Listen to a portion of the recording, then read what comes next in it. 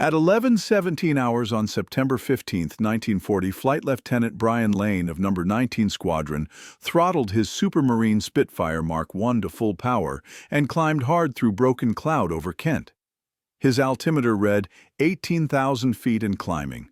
Radio chatter filled his headset. Tally-ho bandits at Angels 20 many many. Lane craned his neck, searching the sky above. Then he saw them, dozens of German bombers, Dornier, Do-17s and Heinkel, He-111s flying in tight formation at 20,000 feet. Above and behind the bombers, higher still came the fighter escort. Messerschmitt, Bf-100 Nuis, perhaps 50 of them, weaving back and forth in defensive patterns. Lane counted quickly. The German formation stretched for miles. This was the largest daylight raid he had seen in weeks. Lane keyed his radio. Blue section climbed to Angels 2-2, engaged the top cover. Red and green sections hit the bombers from astern. His squadron split as practiced. Lane pushed his throttle forward and pulled back on the stick.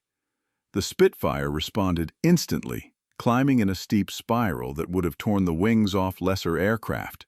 The elliptical wing, that distinctive curved shape that made the Spitfire instantly recognizable, was doing exactly what Reginald Mitchell had designed it to do 7 years earlier.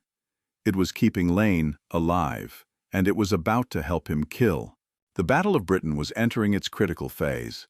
For 3 months, the Luftwaffe had been attempting to destroy the Royal Air Force as a prerequisite to Operation Sea Lion, the planned German invasion of Britain.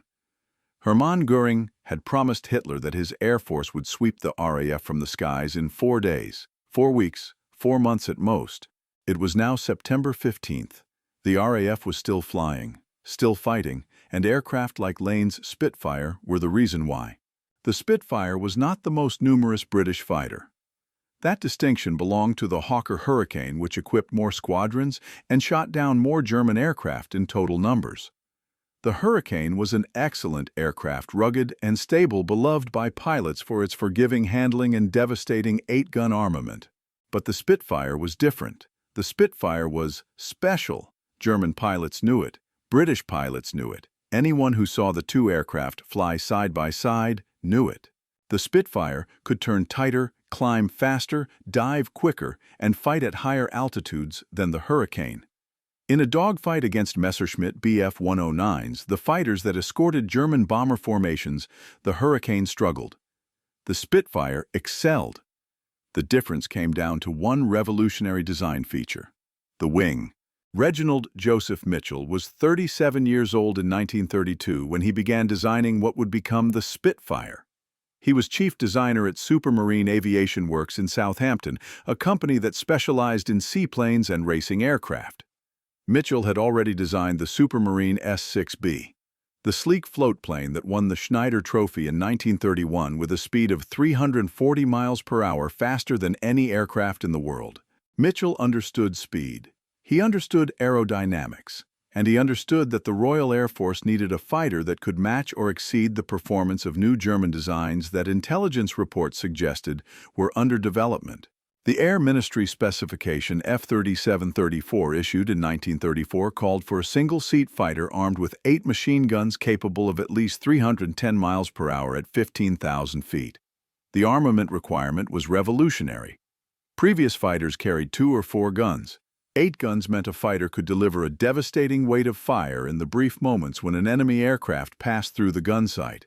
Mitchell's challenge was to build an aircraft that could carry 8 guns plus ammunition fuel for extended patrols, a powerful engine armor protection for the pilot, and still achieve the required performance. Every pound of weight reduced speed and climb rate. Every square foot of surface area increased drag. The solution was the wing. Mitchell chose an elliptical planform, a shape where the wing chord, the distance from leading edge to trailing edge, varied smoothly from root to tip in a curve that approximated an ellipse. This was not a new concept. Elliptical wings had been used on earlier aircraft, but Mitchell applied the concept with unprecedented precision. The elliptical shape provided the most aerodynamically efficient distribution of lift along the wingspan. In simple terms, it produced the most lift for the least drag. This efficiency translated directly into performance: higher top speed, better rate of climb, tighter turning radius, higher service ceiling. But the elliptical wing was extraordinarily difficult to manufacture. Each rib, the internal structural members that gave the wing its shape, was a different size. Each piece of aluminum skin had to be carefully formed to match the compound curves. There were no straight lines, no simple geometry. Every component was unique. Supermarine's manufacturing engineers warned Mitchell that the elliptical wing would be expensive and slow to produce. Mitchell's response was documented in company records. "I don't give a damn about production difficulties. I'm designing the best fighter aircraft I can. Make it work." The first prototype, designated KM-50I-4, flew on March 5, 1936 at Eastleigh Aerodrome near Southampton.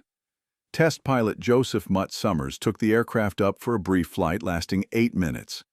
When he landed, he taxied back to the hangar, shut down the engine, climbed out and walked directly to Mitchell without saying a word. Mitchell waited tense. The prototype had cost everything Supermarine could afford. If it failed, the company might not survive. Summers smiled. "Don't touch anything," he said. The aircraft was perfect as designed. No modifications needed. Production could begin immediately. The Air Ministry ordered 310 aircraft in June 1936. The name Spitfire was chosen reportedly by Sir Robert McLean, chairman of Vickers Armstrongs, which owned Supermarine. Mitchell hated the name. He thought it was ridiculous, the sort of bloody, silly name they would give to a racing dog. But the name stuck, and it fit. The aircraft was fierce, aggressive, beautiful. Spitfire. Mitchell never saw his aircraft in combat. He died of cancer on June 11, 1937, at age 42. The disease had been diagnosed in 1933, the same year he began designing the fighter that would save Britain. He had designed the Spitfire knowing he was dying, working through pain and treatments to finish the project that would become his legacy. Production Spitfires began reaching RAF squadrons in August 1938. Number 19 Squadron at Duxford received the first operational aircraft. Pilots who had flown the biplane Gloucester Gladiator, the RAF's previous frontline fighter, were stunned by the difference. The Gladiator had a top speed of 253 miles per hour. The Spitfire could exceed 360 miles per hour. The early Mark I Spitfire was powered by a Rolls-Royce Merlin II engine, a liquid-cooled V12 producing 130 horsepower at takeoff. The engine drove a 3-blade propeller, initially fixed pitch, later replaced with a constant-speed variable pitch propeller that improved performance substantially. The airframe was all-metal construction with a monocoque fuselage, meaning the aluminum skin carried structural loads rather than just covering an internal frame. This was lighter and stronger than fabric-covered tube frames used in earlier fighters. The wings were built in 2 main sections that bolted to the fuselage. Each wing contained 4 303 caliber Browning machine guns with 300 rounds per gun, giving a total firing time of approximately 16 seconds before ammunition was exhausted. The cockpit was enclosed with a rearward sliding canopy, giving the pilot excellent visibility, except directly behind, where the fuselage blocked the view. The instrument panel was simple by later standards: engine gauges, airspeed indicator altimeter, artificial horizon turn and bank indicator compass, and the gun sight. Controls were conventional but beautifully harmonized. The stick moved smoothly with well-balanced forces that gave the pilot precise feedback about the aircraft's state. Rudder pedals were light and responsive. The throttle, mounted on the left side of the cockpit, moved through its range with just the right amount of resistance. What made the Spitfire extraordinary was how all these elements came together. Pilots described flying a Spitfire as wearing it rather than sitting in it. The aircraft responded to thought as much as to control inputs. In a turn, the Spitfire seemed to know what the pilot wanted before the stick moved. In a climb, it accelerated smoothly without wallowing or hunting. In a dive, it remained stable and controllable at speeds that would have torn other aircraft apart. The elliptical wing was the key to all of it. The wing's efficient lift distribution meant the Spitfire could turn tighter than aircraft with conventional wings of similar size. In aerodynamic terms, the elliptical wing minimized induced drag during maneuvering. Less drag meant the aircraft could sustain higher speeds in turns without losing altitude or energy. This was critical in combat. Dogfighting was geometry and energy management. The pilot who could turn inside his opponent's turning circle could bring his guns to bear while remaining outside the enemy's firing cone. The pilot who could maintain speed through turns could choose when to engage and when to break off. The Spitfire gave its pilot both advantages. Against the Messerschmitt Bf 109E, the primary German fighter in 1940, the Spitfire could out-turn it. Not by much, the Bf 109 was an excellent aircraft, but enough to matter in the critical seconds when guns were firing and aircraft were dying. The Bf 109E had advantages of its own. It could dive faster thanks to direct fuel injection that prevented the engine from cutting out under negative G loads. It had better acceleration in straight lines. It had two 20mm cannon, in addition to machine guns, giving it superior hitting power. German pilots were experienced, many veterans of the Spanish Civil War and the campaigns in Poland and France. But in a turning fight, a proper dogfight where both aircraft were maneuvering hard, the Spitfire had the edge. And that edge was the wing. By July 1940, when the Battle of Britain began, in earnest, RAF Fighter Command had approximately 600 serviceable fighters, about 350 Hurricanes and 250 Spitfires. Against them, the Luftwaffe could field over 1,200 bombers and 900 fighters. The numbers favored Germany heavily. Hermann Göring was confident. What Göring did not understand was that this was not a battle that could be won by numbers alone. This was a defensive battle fought over Britain. RAF pilots who bailed out of damaged aircraft landed on friendly territory and could return to their squadrons. German pilots who bailed out became prisoners. RAF aircraft that crash-landed could sometimes be repaired. German aircraft that went down were total losses. More importantly, the RAF had radar. The chain home stations, tall steel towers along the British coast, could detect German formations while they were still over France, giving Fighter Command time to scramble interceptors and position them at altitude before the enemy arrived. The Germans did not have this advantage when attacking Britain. Air Chief Marshal Hugh Dowding, commander of RAF Fighter Command, had organized his forces into a sophisticated system.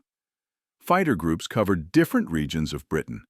Within each group, squadrons were assigned sectors with specific airfields and patrol areas. Ground controllers watching radar plots and receiving reports from the Observer Corps vectored squadrons toward incoming raids. The system worked, but it was fragile. Fighter Command was losing pilots faster than replacements were trained. Aircraft production was barely keeping pace with losses. If the Luftwaffe could destroy enough fighters and kill enough pilots, the system would collapse. Then, the invasion could proceed. Göring's strategy in September 1940 was to force the RAF into combat by attacking London. The massive daylight raids on the capital would compel Fighter Command to commit every available fighter to defense. German fighters would destroy the defenders in the air. German bombers would destroy aircraft factories on the ground. Within weeks, Britain would have no fighters left. September 15th was chosen for the largest raid yet. Two massive waves, morning and afternoon, with hundreds of bombers and fighters. The goal was to break the RAF once and for all. At 11:17 hours, when Brian Lane spotted the first German formation, he was one of approximately 250 RAF fighter pilots who would engage the enemy that day. The RAF had committed nearly every serviceable aircraft in the south of England. This was the decisive moment Dowding had been conserving his strength for. Lane climbed his Spitfire through 20,000 feet, watching the German formation grow larger. His wingman pilot officer Wallace Cunningham stayed in position on his left. Two more Spitfires from Blue Section climbed on his right. Below and behind Red and Green Sections were positioning for their attack on the bombers. Lane's target was the fighter escort, the Messerschmitt Bf 109E's flying top cover. His job was to keep them busy, prevent them from diving on the Hurricanes and Spitfires attacking the bombers. In fighter pilot terminology, his section would be the bouncer absorbing the German fighters' attention while others did the killing. At 22,000 feet, Lane leveled off. The Messerschmitts were 1,000 feet above, still climbing. Lane pushed his throttle to the stop and pulled back on the stick trading speed for altitude in a zoom climb that brought him level with the German fighters in seconds. The lead Bf 109 saw him and broke left. Lane followed, pulling the Spitfire into a tight left turn. The horizon disappeared. The sky became vertical. G-forces pushed Lane down into his seat, draining blood from his head, graying his vision at the edges. He tensed his leg and stomach muscles, fighting to stay conscious. The Spitfire's elliptical wing was generating maximum lift, curving the aircraft's flight path into a circle with a radius of perhaps 800 feet. The Messerschmitt was turning hard too, but its turning radius was slightly larger, perhaps 900 feet. Over several turns, that 100-foot difference would bring Lane's gun sight onto the German's tail. But the German pilot knew this. Instead of trying to outturn the Spitfire, he rolled inverted and pulled through into a split S, diving away at full throttle. Lane followed, rolling and diving, but the Messerschmitt's fuel injection gave it an advantage in the dive. The German pulled away, disappearing into clouds below. Lane pulled out of the dive and climbed back to altitude. His radio was chaos. Multiple calls, aircraft calling out attacks, victories, warnings. Somewhere in that confusion, Cunningham's voice calm and professional. Blue 2 breaking right 109 on my tail. Lane looked. Right saw Cunningham's Spitfire in a hard right turn with a Messerschmitt closing from behind. Lane rolled right and pulled, cutting across the circle to intercept. The Messerschmitt pilot saw him coming and broke off, climbing away. Lane did not pursue. His job was defensive, keeping the German fighters away from the bomber stream, not chasing individual kills. Below, the bomber formation was under heavy attack. Hurricanes from multiple squadrons were hitting them from all sides. Bombers dropped out of formation, trailing smoke and fire. Parachutes blossomed in the sky. But the German formation was holding together, pressing on toward London. Lane checked his fuel gauge. He had perhaps 15 minutes of combat fuel remaining before he would need to head home. He scanned the sky, looking for threats. Above and to the left, 3 Messerschmitts were diving toward a pair of Hurricanes engaged with bombers. Lane called the warning and turned to intercept. But another Spitfire from a different squadron got there first, attacking the Messerschmitts head-on, forcing them to break off. The battle had dissolved into dozens of individual combats, aircraft twisting and turning across miles of sky. At 11:47 hours, Lane's fuel was critically low. He called his section. Blue section, reform on me, heading 270, we're going home. His 3 aircraft gathered into loose formation and turned west toward their base at Duxford. Behind them, the battle continued. The afternoon raid, which arrived at 1400 hours, was even larger. The pattern repeated. RAF fighters scrambled, climbed to intercept, engaged the German formations over Kent and Sussex. More aircraft fell from the sky. More pilots died. More parachutes drifted down. By 1600 hours, when the last German aircraft turned back toward France, the Luftwaffe had lost 56 aircraft, 34 of them bombers. The RAF lost 29 fighters, but 13 of the pilots survived, either bailing out or crash landing successfully. In purely numerical terms, it was not a decisive victory. But strategically, it was catastrophic for Germany. Hitler had been told that one more massive raid would break the RAF. Instead, the RAF had met the largest German formation yet and inflicted unacceptable losses. The British fighters were not destroyed, they were not even weakened significantly. On September 17th, Hitler postponed Operation Sea Lion indefinitely. The invasion of Britain was cancelled. The Luftwaffe would continue bombing British cities through the winter, the Blitz, but the daylight bomber campaign against Fighter Command was over. Germany had lost the Battle of Britain. The Spitfire's role in that victory was both tactical and symbolic. Tactically, the Spitfire squadrons were consistently assigned to engage German fighters, freeing the Hurricane squadrons to attack bombers with less interference. This allocation of resources worked because the Spitfire could fight the Bf 109 on equal or better terms. Symbolically, the Spitfire became the face of British resistance. Newspapers published photographs of Spitfires. Propaganda posters featured the distinctive elliptical wing. The BBC broadcast recordings of Spitfire engines. When people thought of the RAF defending Britain, they thought of the Spitfire. This was somewhat unfair to the Hurricane, which shot down more German aircraft and equipped more squadrons. But the Spitfire looked like a thoroughbred. The Hurricane looked like a workhorse. The Spitfire was elegant, almost beautiful. The Hurricane was functional, almost ugly. The difference was the wing. The Hurricane had a traditional straight wing with rounded tips. Practical, easy to manufacture, effective. The Spitfire had that elliptical wing curves flowing from root to tip like sculpture.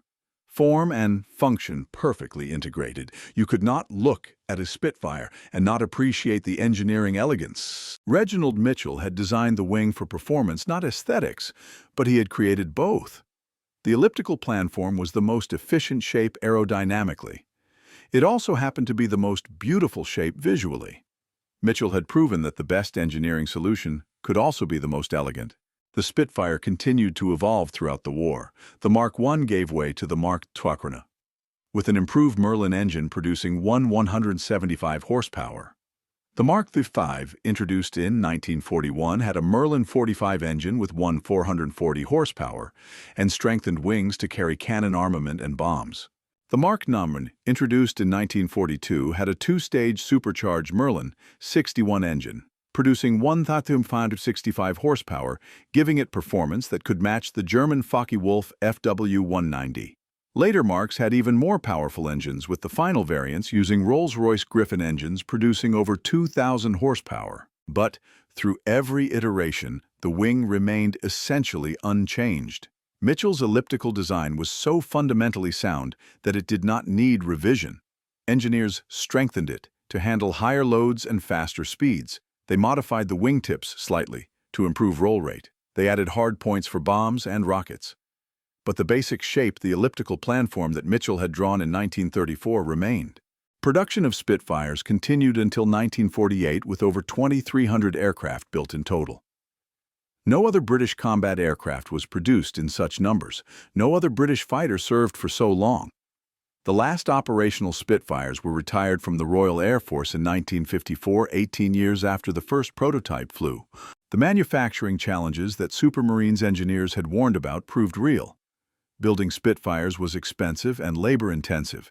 Each aircraft required approximately 13,000 man-hours to complete, compared to 10,000 for a Hurricane. The complex wing structure accounted for much of this difference. During the Battle of Britain, Britain was producing approximately 100 Spitfires per month at peak production. This increased to over 300 per month by 1943 as additional factories came online and manufacturing processes improved.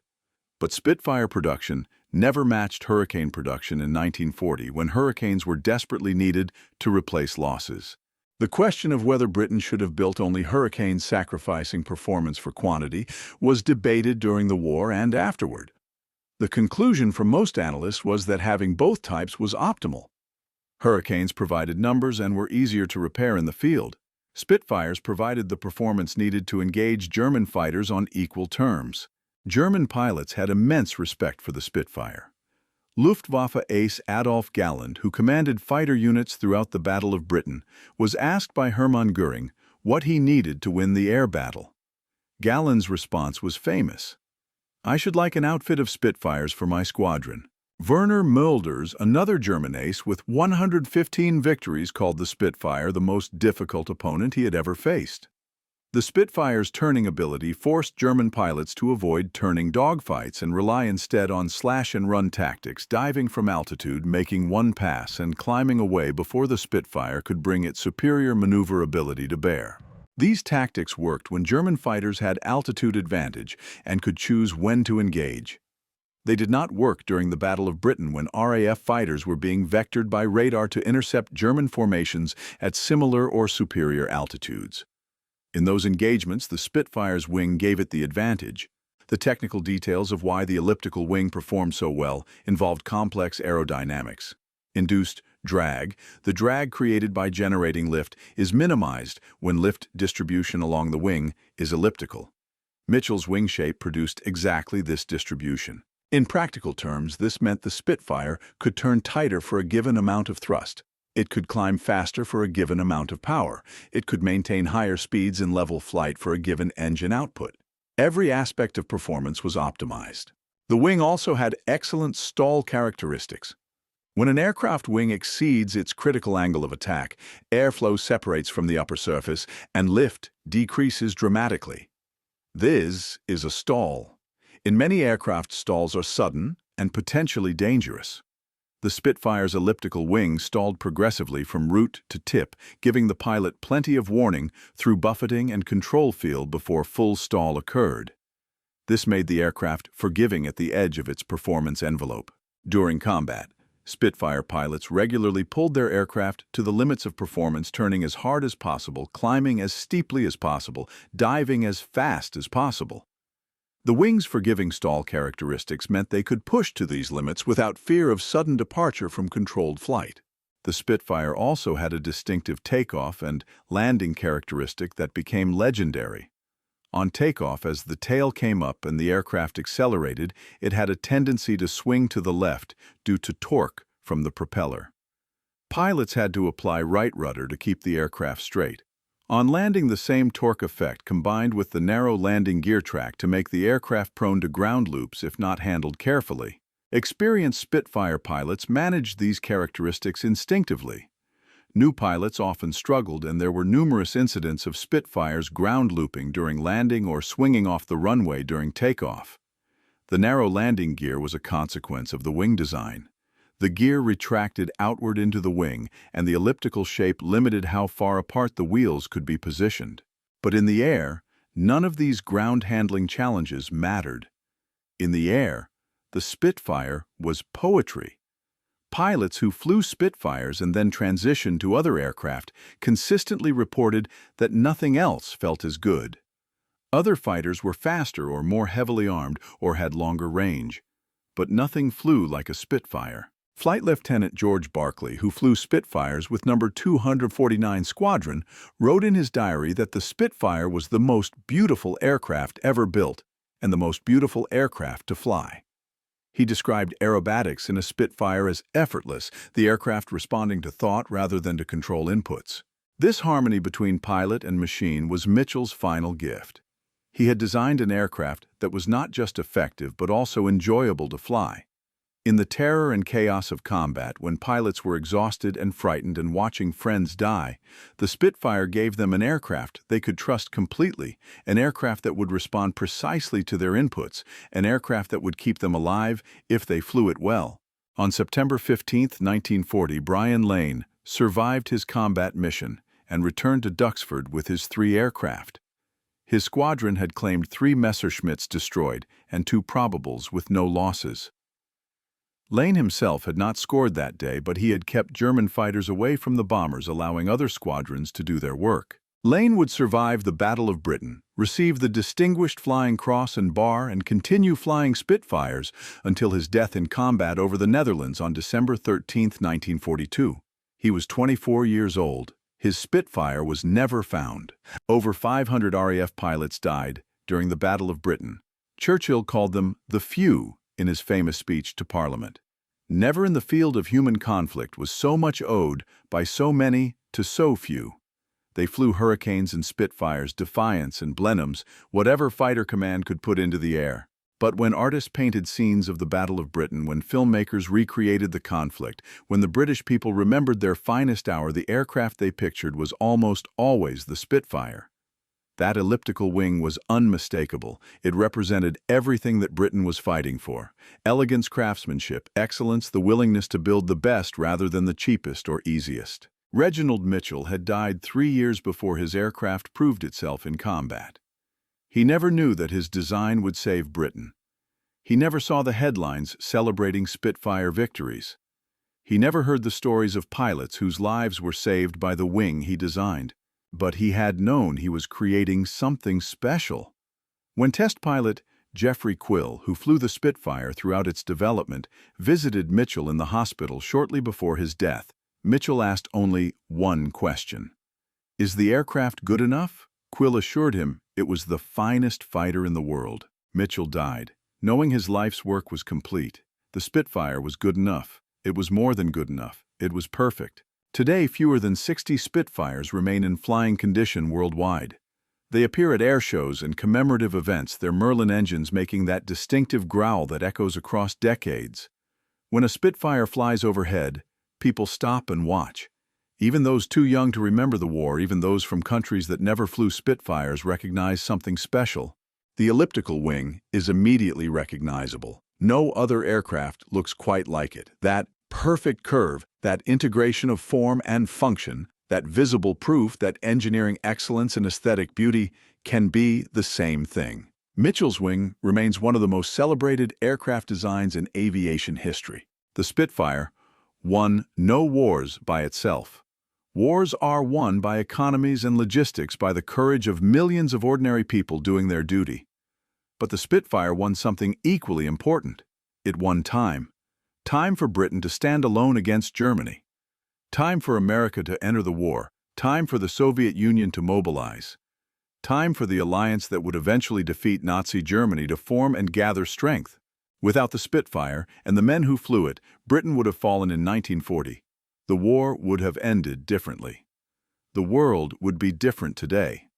One aircraft, one wing designed where an engineer's vision of perfection changed history. Reginald Mitchell understood that the best engineering is not about compromise. It is about excellence. Make it work, he had told his manufacturing engineers when they complained about production difficulties. Build the best fighter aircraft possible regardless of cost or complexity. They did, and Britain survived because of it.